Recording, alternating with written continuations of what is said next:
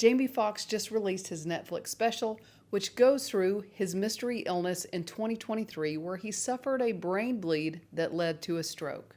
My name is Dr. Betsy Grunch, and I am a board-certified neurosurgeon, and I'm going to go through his diagnosis and what I think happened. In August of 2023, Jamie Foxx was right here in Atlanta, my hometown, when he suffered a stroke. All of the information I'm going to share with you is information that I have found online, as I am not his doctor and I have not seen his imaging or medical records. He was here filming when he experienced a sudden onset of a headache. Reportedly, the physician that initially treated him gave him a cortisone shot and sent him home. Obviously, as a healthy 55-year-old man, a headache is not an uncommon diagnosis. But he began to get worse, and his sister brought him to the emergency department in a local hospital here, and he was taken emergently for brain surgery. He was diagnosed with a hemorrhagic stroke. Now, there are two types of strokes, ischemic strokes and hemorrhagic strokes.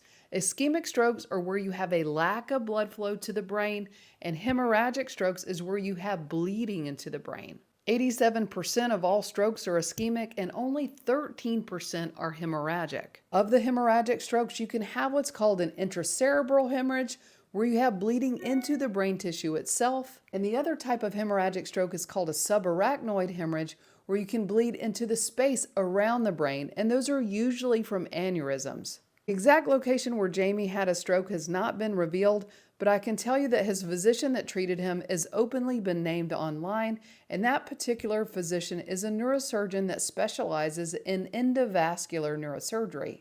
Endovascular neurosurgery is where we can do procedures on the brain through blood vessels where we don't necessarily have to cut open the head to get to particular parts of the brain. In pictures and videos that's of Jamie online, there is really not, from what I can tell, any type of visible scar, which leads me to think that he had an endovascular procedure.